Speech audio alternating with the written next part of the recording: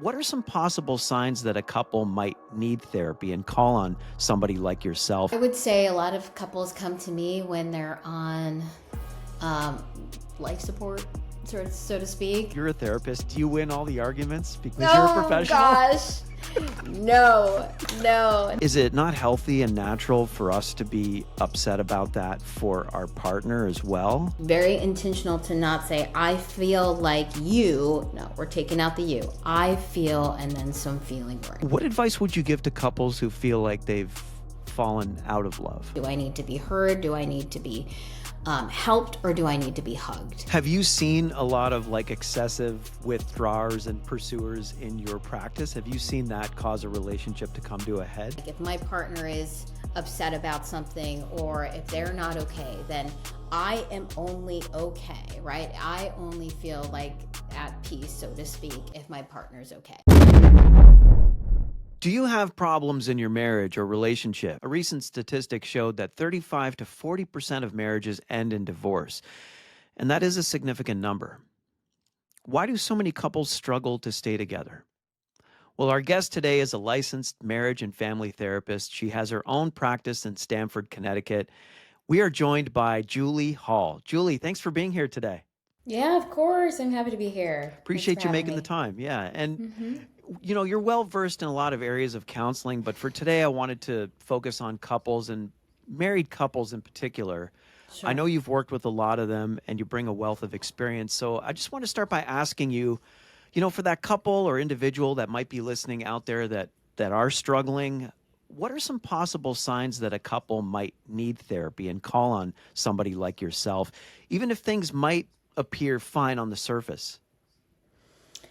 Sure. I would say a lot of couples come to me when they're on um, life support, so to speak. It's just they're at a really, really difficult place in their marriage. They've stopped talking altogether, or if they are talking, it's not really talking. It's fighting. It's high level of conflict. Not a lot of goodwill left in the relationship. Those are obviously clear signs to certainly talk to someone if you feel like there is, in some capacity, any opportunity for healing or rebuilding or repair.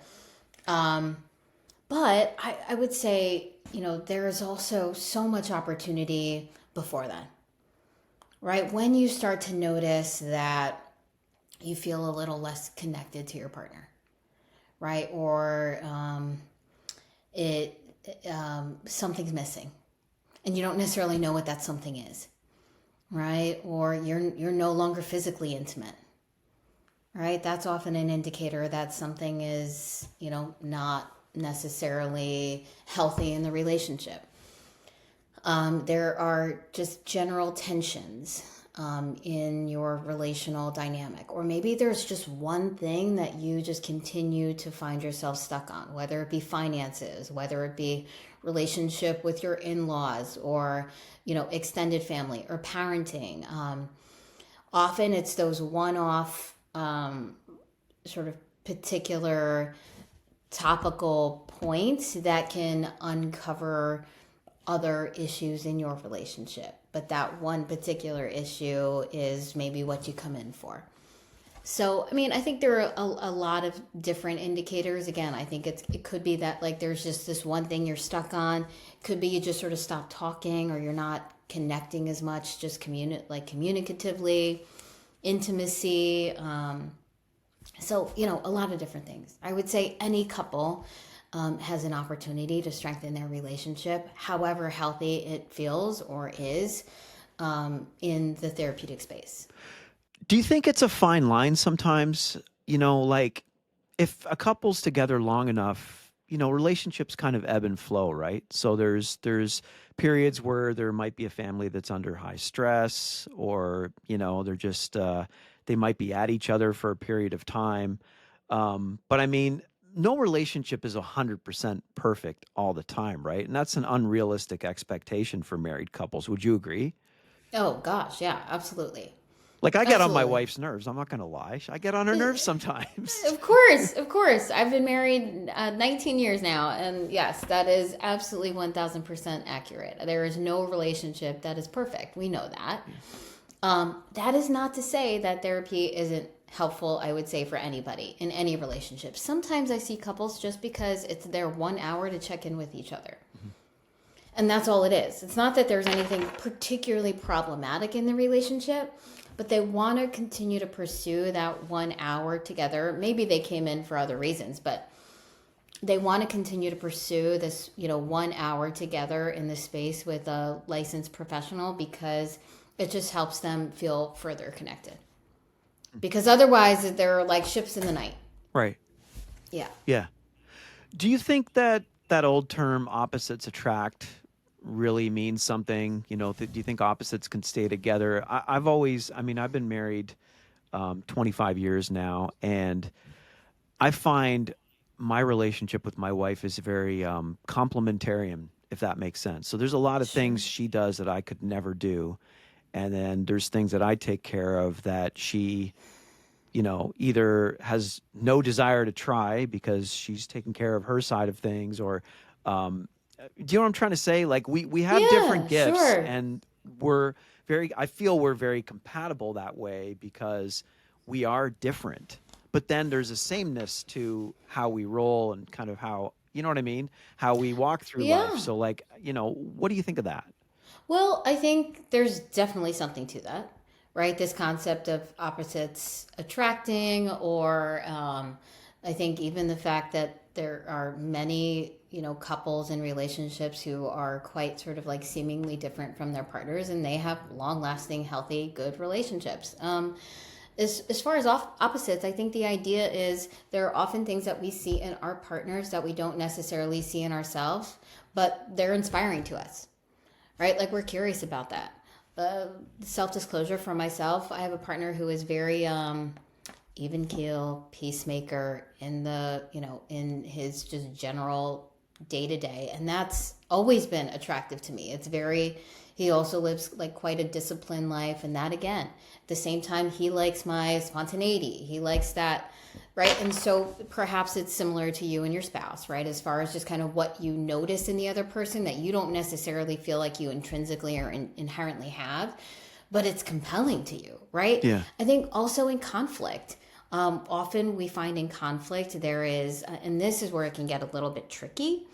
But in conflict, we can often find that there is one person I would describe as the pursuer in the relationship, Hmm. and one person that I would describe as the withdrawer in the relationship. So, what I mean by that is when there's conflict, right? Oftentimes there's one person in the relationship that's kind of like in flight mode, Yeah. right? Like, okay, let's just like time out. Let's just like, right, go Yeah. into our separate holes. And then there's the other person in the relationship who often just wants to like keep it going. We got to figure this out. We got to just like work it out until it's worked out, right? But oftentimes what can happen there is when the withdrawer is experiencing that pursuit of the pursuer, it can feel really overwhelming to them. Right.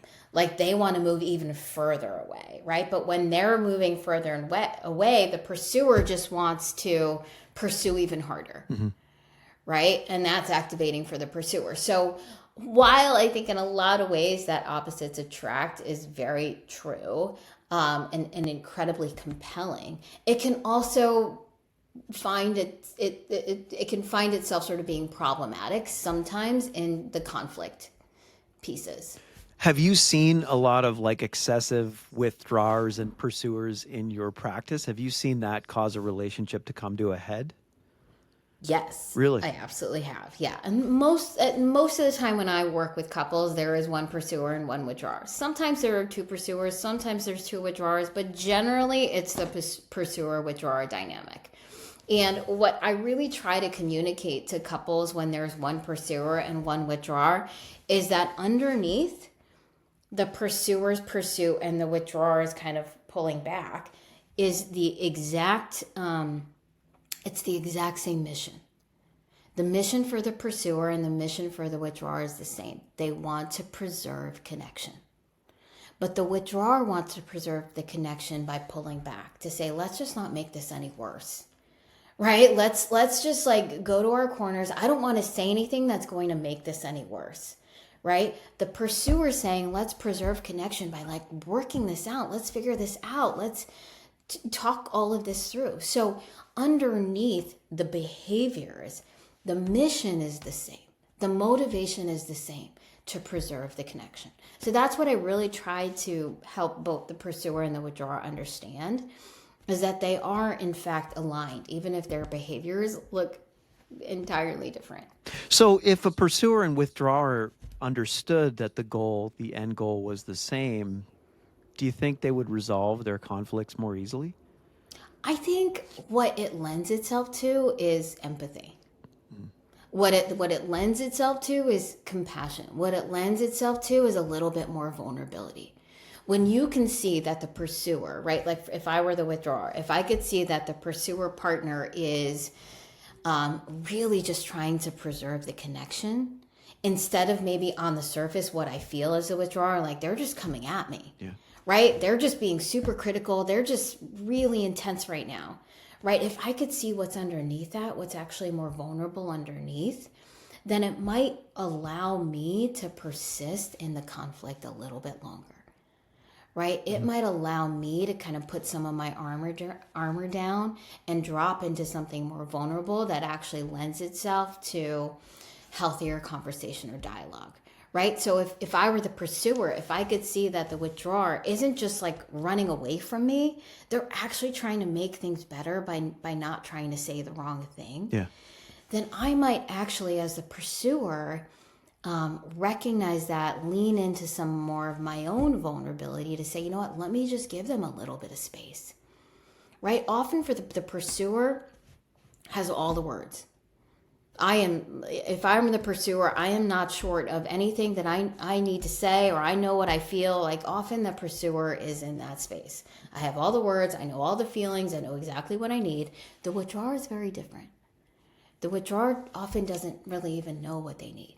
They don't have all the words. They actually need that time to sit and process, right? And Mhm. so if I could again understand what's happening underneath for either one, the withdrawer or the pursuer, then again it lends itself to opportunity to sit in the space a little bit longer, to not look at it as some kind of like attack, right? That in fact, there's something happening here that's like the intention is for the greater good. How can we sort of like move towards that? So that's really what I try to help couples do, is essentially like often in the conflict space, like how do we fight well Yeah. is what we call it. It's an interesting dynamic that you described, Julie. I'm wondering, do you think there's a certain level of insecurity on the part of the pursuer where the withdrawer maybe has some confidence where they're like, okay, everything's okay, but I just need a minute. I need to take a minute. I need my space. I need to breathe. I need to think. As you said earlier, not say the wrong thing. It sounds more, I don't want to bash either side because they're both well intentioned, but it sounds a little more Like analytical and Zen or calculated. Yeah, like calculated. I don't mean, reasonable. yeah, Yeah. maybe. And calculated's the wrong word, but I'm just trying to say, like, it might be more thought out and almost comes from a place of confidence where the pursuer is like, "Are you okay? Are you okay? Are you okay?" Do you think there's an insecurity level that kind of fuels that? Could be, Yeah. could be. I mean, I'm not. I think to some extent, when it's heightened that way, right? When the pursuer is coming hard, and the withdrawer is kind of pulling back. Yes, I think you're in some kind of like insecure attachment space, Yeah. right? You're in some kind of like anxious attachment space. To your point, Yeah. I think, however, the withdrawer can often present maybe in what you're describing, like kind of regulated and hey, let's just take a minute and Hmm. right. But underneath that for the withdrawer is a lot of like conflict avoidance. Right. So what we can often find if I'm the pursuer is that like as a pursuer, I'm doing a lot more of this sort of like emotional labor to try to fill in the gaps of what the withdrawer is not saying, Mm. right? What they're not communicating. Yeah. Right. And so what that dynamic can do is like heighten, like you said, the insecurity in the pursuer. That's interesting. Right. Yeah. You Hmm. tracking with me and what I mean? Yeah. Yeah. Yeah. Yeah. Definitely. It's an Uh-huh. interesting way to look at it. Yeah. Talk about the difference between emotional dependency and healthy emotional support. Those things I think can be confused sometimes. Do you think? Sure. I mean, I think maybe if you're sort of talking about like codependency, like kind of like this sort of concept of codependency, there's a great book written by, I don't know if you're familiar with it, Mike. It's called Codependent No More by Melody Beattie. Okay, she's been on the podcast circuit everywhere. So if your listeners are like comfortable in the podcast space, I know for me that's a medium that feels sometimes easier for me, just because audiobooks or even books can be lengthier and take more time. But what she talks about is codependency is the sort of idea that like I'm okay if you're okay, right? And so if you are in any way sort of feeling like if my partner is upset about something or if they're not okay, then I am only okay, right? I only feel like at peace, so to speak, if my partner's okay. It's very difficult for me to sort of delineate what's happening in my partner's emotional experience versus my emotional experience, right? Like, where do I begin and where does my partner end, right? Or Yeah. vice versa. Yeah. So, that we would describe as unhealthy, right? Because it's really, really important to be able to recognize again where you end and where your partner begins and vice versa, right? So, Hmm. if my partner's, not okay or not doing well, then what I want to really practice is how can I be a co regulating presence?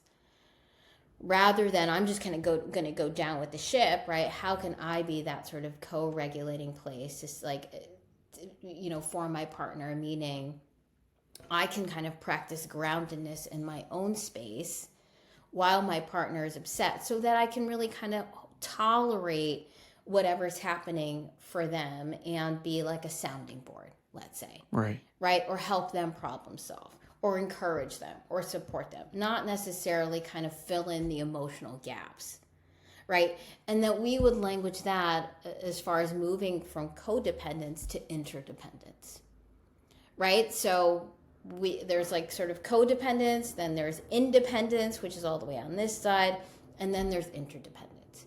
Interdependence is a way of engaging in relationships that I would describe as kind of more symbiotic, that we both have our own things, we both recognize our own needs, we both have our own thoughts, our own feelings, and we can come together to talk about those things, right? To Hmm. share, and we can support each other.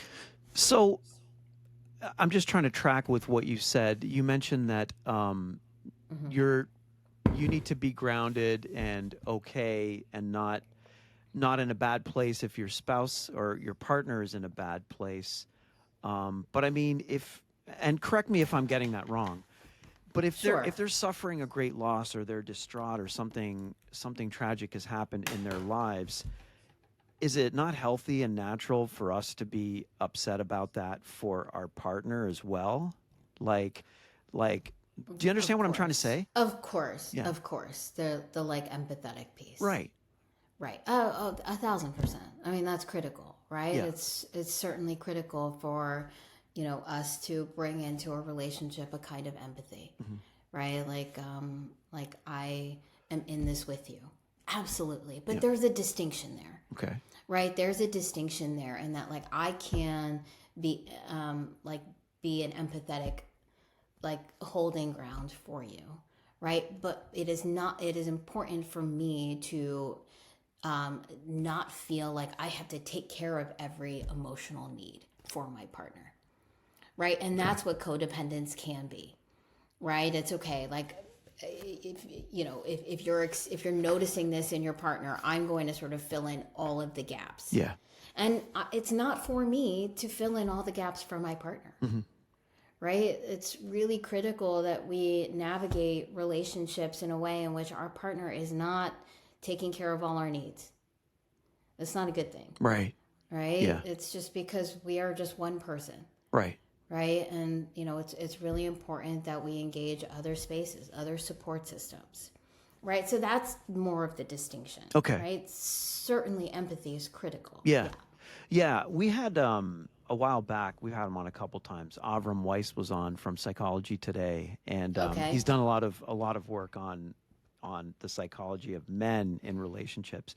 And so Mm-hmm. something you mentioned resonated with me right now, and that was that is that commonly a guy thing? And the reason I ask that is men seem to have this instinct to fix everything that's a problem in their wives or partners' lives, even when their wives or partners don't want them to necessarily fix something, they just want them to hear them out. I've been guilty of this in the past. For And sure. Avram took it so far as to say that he has actually stopped with his wife and said, "Is this one of those things where you want me to just listen and not try to fix it?" And that's been a great like bridge with his wife, and it's a great strategy that I think I still I still need to adopt sometimes. But do you think that's tied into that codependency piece that you're sharing? That men are always trying to fix whatever's wrong in their woman's life. I Do you mean, think? I think it could be that. I Uh, mean, I see it both ways, right? I okay. see codependence both ways, right? I think, yes, there is, I mean, generalizations, show up for a reason, Yeah. right? Because we definitely see that as far as kind of that, the male or the man in the relationship kind of wanting to fix, right? So we Right. certainly see that often. That can happen as far as a codependency, like, let me fix this for you. Right. Women can often do that, like, emotionally, right? Like, let me, connect you with all the right resources, right? Let me take care of all your kind of emotional needs. Hmm. Let me be that sounding board to the extent where it depletes me, right? So, I mean, it can show up in different Hmm. ways. But I love this, this concept that you were sharing about the guest that you had on, right? I mean, like, there's a beautiful New York Times article about the three H's, right? Do I need to be heard? Do I need to be helped? Or do I need to be hugged? Hmm. Right. And I think that's really important as far as, like, just even being clear about, like, what is it that would be particularly helpful for you right now? Hmm. Right. Often in, like, secure relationships, we experience three things, right? And the three things that we experience, we feel safe, we feel seen, and we feel soothed. Safe, seen, and soothed, right? And sometimes that's, again, just that practice of listening. Yeah. You're not fixing it for me, right? You're not sort of like, I mean, we can hear it, we can sort of conceptualize that as, like, enabling. Hmm. You're not fixing it for me, but you're a support system for me.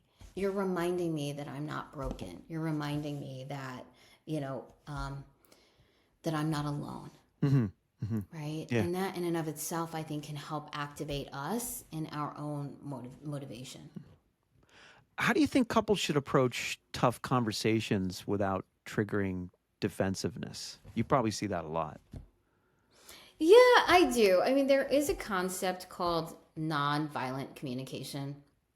And there are these sort of, like, I would call it, like, 4 steps in nonviolent communication that I think can be helpful for all couples and how they engage with one another. Often, I think historically, when we are frustrated, we can start with a you, like, you did this, you always, right? That language in and of itself can be activating for the partner. Like, immediately my defenses go up. Even if my partner's right, my defenses have gone up. And when my defenses are up, I don't really have clear access to, like, my thinking brain. I'm, like, so flooded with wanting to defend myself in some way, or I'm shutting down, so I don't have access to the thinking brain.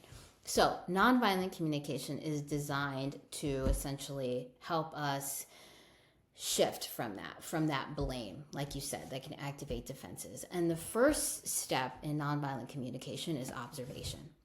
Observation is just describing to our partner, like, this is what I saw. And it's very neutral. Like, it is designed to be like you are speaking as a reporter, right? Like, this is the thing that I observed. There's nothing subjective in it, okay? So that's the first step. The second step in nonviolent communication is, after I observe, I am now going to describe how I felt. I felt so, I observed that you, like, just you walked out of the room when I was having this really hard conversation with someone. Okay.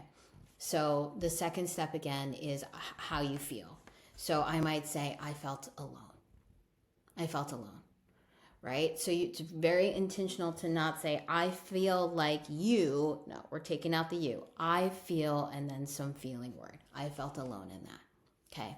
The third step then is, when I feel alone, I really need this. I need connection, or I need support. And it's okay if it's vague, right? So I observed this. I felt alone. Here's what I need. Okay. And then the fourth step in nonviolent communication is making a request. I just want to request that, when you notice I'm having a hard conversation with a family member, just like I'm requesting that you just are around somewhere. Just so if I can see you, and then we can, I just know that it just reminds me that I'm not alone. Right? So I just wanted to give you an example of how nonviolent communication sort of works. Right? And it can be helpful for people because often when we do want to bring something up, we can feel really activated, and then all of a sudden, we're sharing from a place that's entirely emotional, which is understandable, but it's not always the most effective, right? So having a kind of structure like nonviolent communication can be really helpful for us in communicating what it is that we feel, what it is that we need, in a way that allows our partner to sort of be present and persist Right. in the feedback. Right. And I think, Julie, that's impactful when somebody can share how they feel first and foremost in a conflict situation, because you can't really argue with somebody's feeling on something. So you can You think it's can't, but we misguided. do all the time. But Right. but but you're right. Yeah. It's not particularly helpful. Absolutely. Yeah. I mean, if you feel a certain way, it's how you felt. You can say, maybe I'm wrong. You can leave that open for discussion if maybe your emotions ran away with something and you felt a certain way.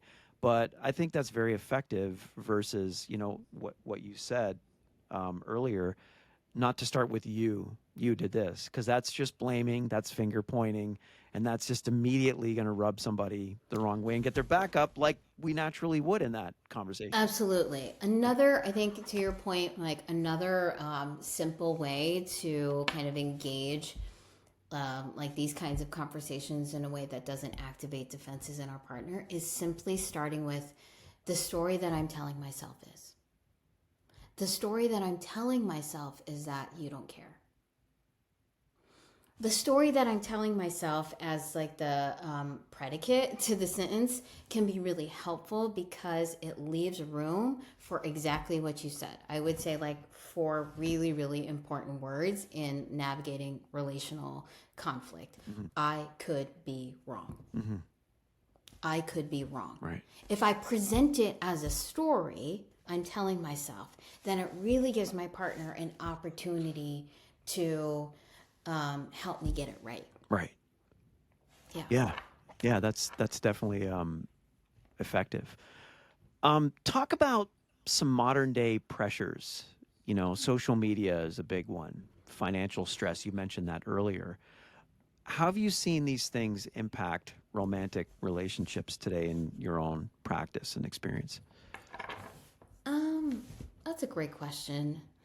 I think it's, it can be different, in a lot of places. I think what I'm certainly seeing in relational dynamics is that there is absolutely a lot of pressure to keep up, keep up in all kinds of ways, keep Yeah. up financially, keep up with the demands on your kids, keep up with social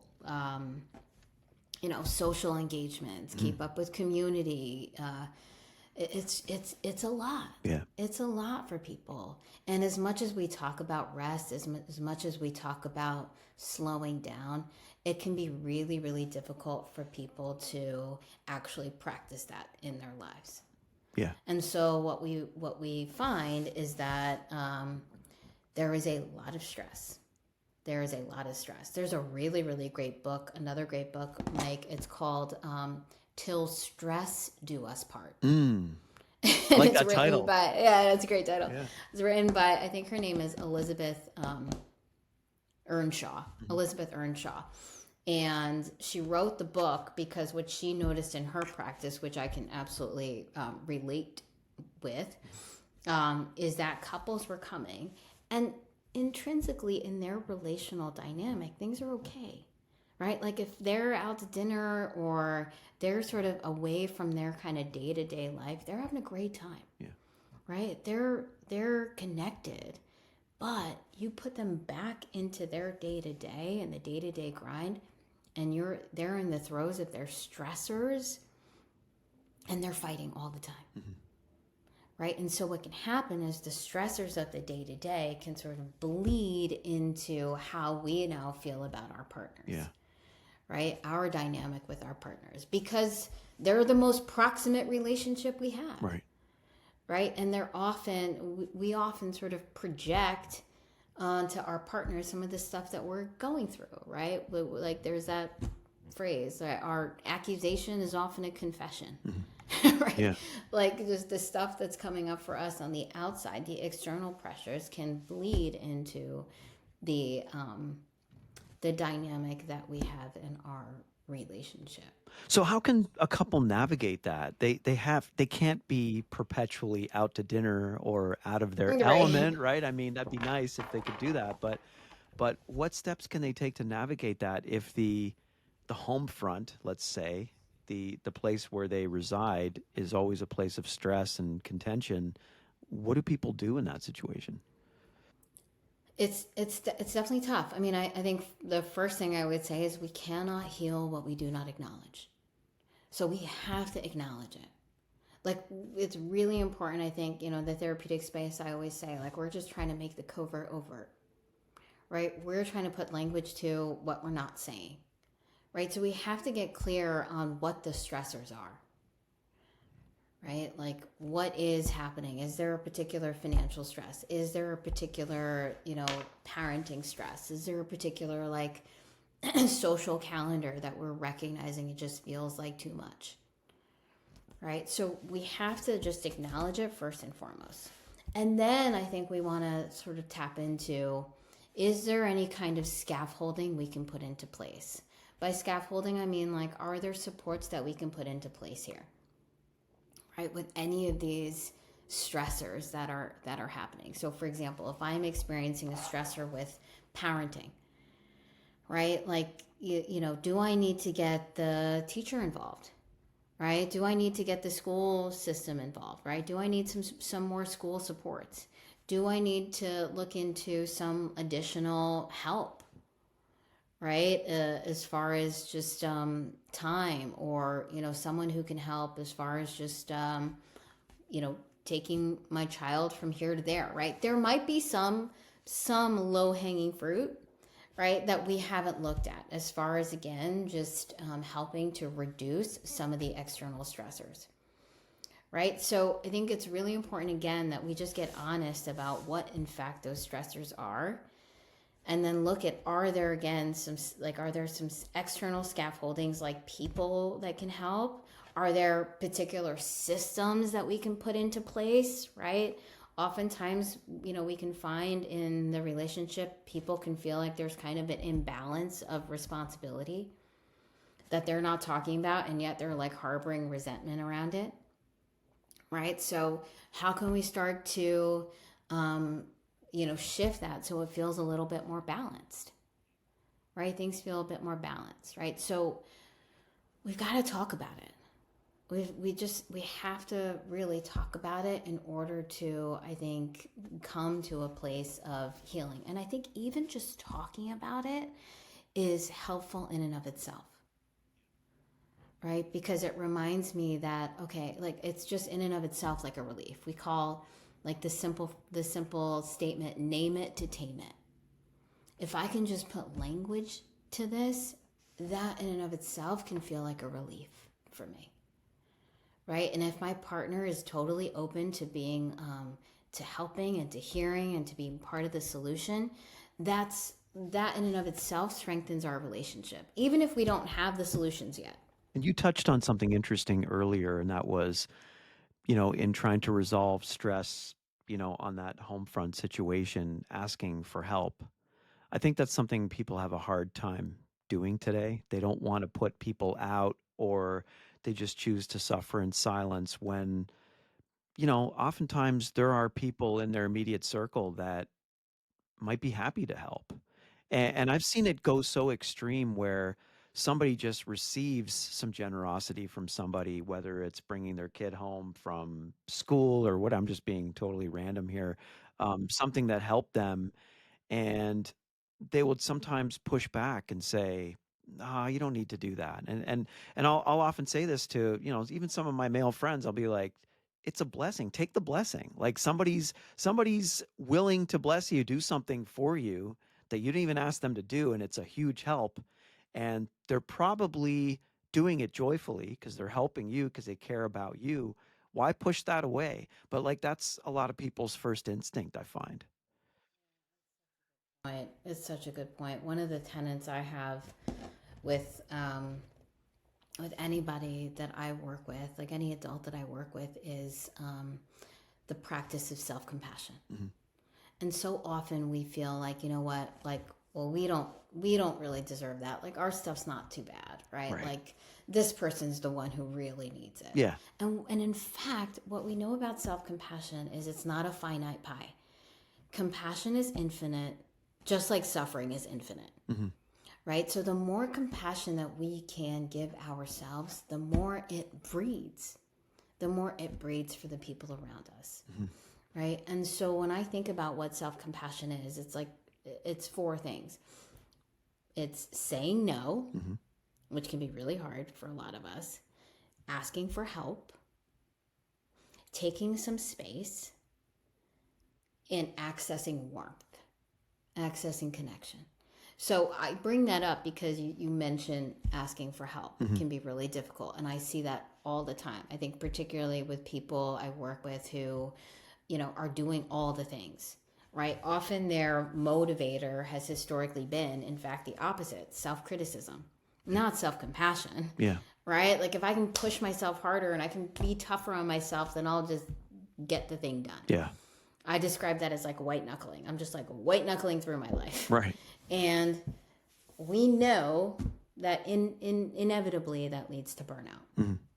or some variety of depression, anxiety, right? So it is a really, really critical practice that I do want to encourage. I do encourage for all my clients is engaging self-compassion. One of those pieces includes asking for help. Mhm. And I call it a practice because it's not natural for a lot of people. Yeah. It's not natural. Yeah. And we need to engage the practice more intentionally. Like it's like almost like going to the gym. I need more reps to remind my body that this is actually safe and good. Mhm. Right? The body often rejects anything that feels unfamiliar, even if it is good. Right. And so the intention is I have to persist. I have to persist in the practice, reminding myself that it is good so that the body can continue to like tolerate the discomfort of this thing that feels new and unfamiliar. What are some myths that couples might think of when it comes to couples therapy that you would wish more people understood were just myths? Is there any misconceptions that people have when they walk into your office or contact you? I don't, that's a good question. I haven't really thought about that. I mean, I guess off the cuff, I often hear people say they don't need it, Mhm.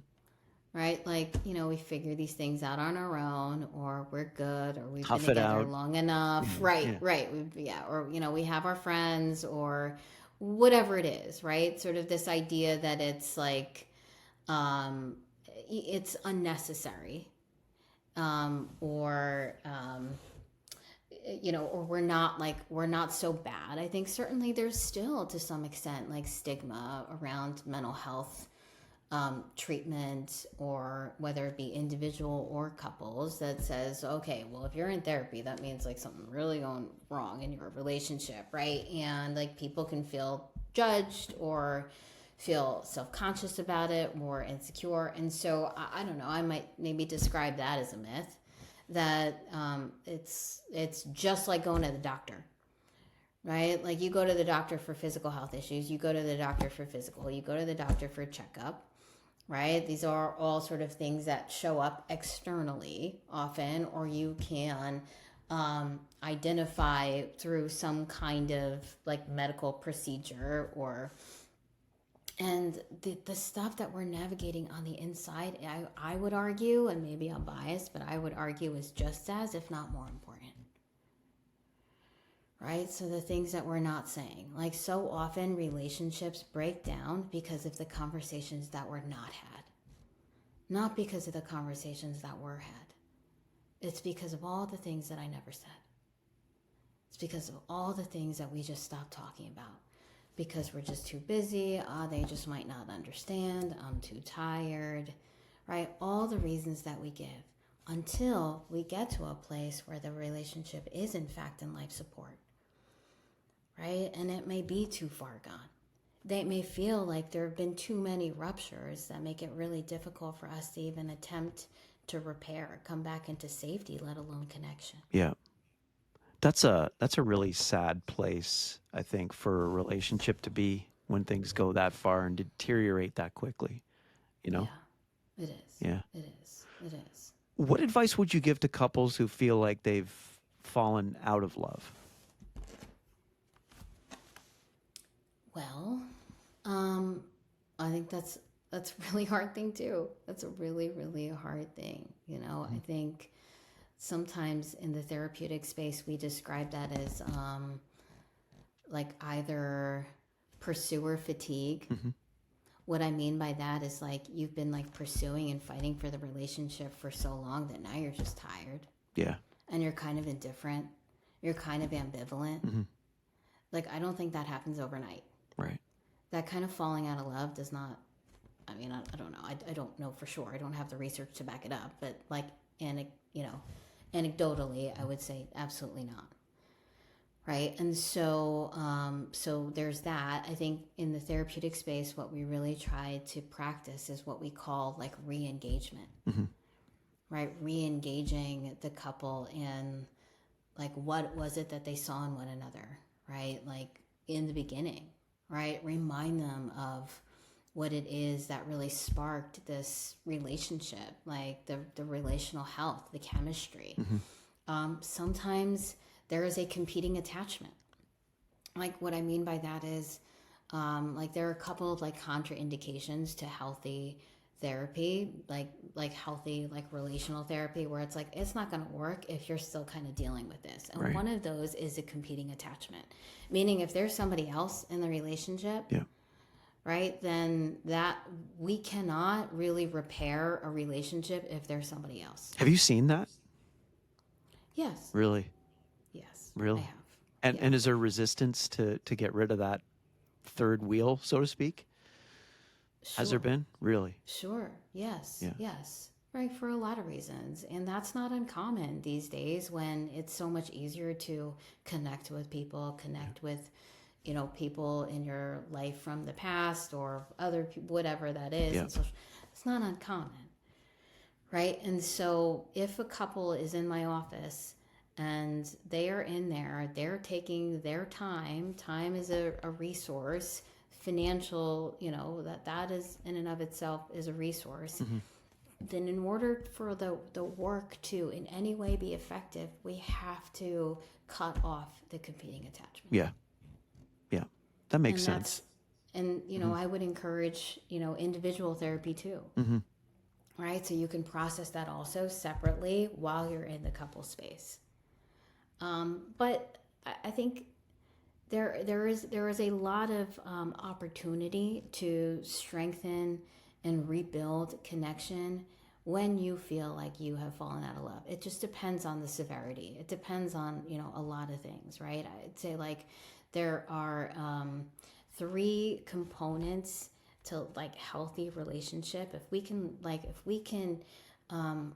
pour into these 3 buckets, I think a relationship is like it's really like moving its way to full success. And those 3 things are humility, intimacy, and gratitude. Right? So if I can name my side of the street, right, that's the humility component. what have, how have I contributed to the lack of health or safety in the relationship? What's my side of the street here? The more that I can do that, the more that I am accessing humility, again, the more it sort of breeds for my partner to say, well, okay, well, that wasn't all you. I had something to do with this too, right? It just really opens up the space for more vulnerable, healthy conversation. Intimacy is really like quality time. Spending time together, it's being together, it's being really intentional about connection, it's physical intimacy. A lot of times I've worked with couples where they haven't been physically intimate in a really long time, right? And that's sometimes hard or shameful for couples to be honest about. And so we have ways to, safely talk about that, to engage and to rebuild that, right? So that's the intimacy. And then gratitude. There are so often times where we really appreciate our partners, but we don't say it. We don't say the words because that just takes too much time. Like, okay, the moment's passed, whatever that is. But to really be intentional about gratitude strengthens, again, connection. So humility, intimacy, gratitude. They seem like such simple things I know, when you don't break it they? down like that. So, Right. so you have a partner. You're a therapist. Do you win all the arguments because you're a Oh professional? gosh. No, no, no, Really? no, I think no, of that no. Seinfeld episode. Do you remember when Elaine was dating he was Like a like a psychiatrist? psychologist? Oh Yeah, and yeah. Uh-huh. he was always right about everything. You Oh don't my deal with gosh, that? that's hysterical. No, you would think, right, Mike? You would think. No, sometimes he uses it against me. He's like, oh, you know what? I'm flooded right now. And I'm like, flooded? Where'd you get that word? Yeah, no, it's great. Julie, how can people get familiar with you and contact you if they're interested in your services? Sure. The best way to reach out to me is through my website, Mike. It's just www.juliehalltherapy.com. Okay. We'll make sure to include that in the show notes. Okay. Julie Hall, thanks for Sure. being here today. Really Yeah, of appreciate it. course. Enjoyed the Of course. conversation. All right. Thanks, Mike. You bet. And that will do it for this edition. We are out of here. Drop us a comment. Have you ever benefited from therapy of any kind? Was it a good experience, a bad experience? We'd love to hear from you. And always check out what we're up to at mikecpodcast.com. Thanks, everybody. Until next time, bye for now.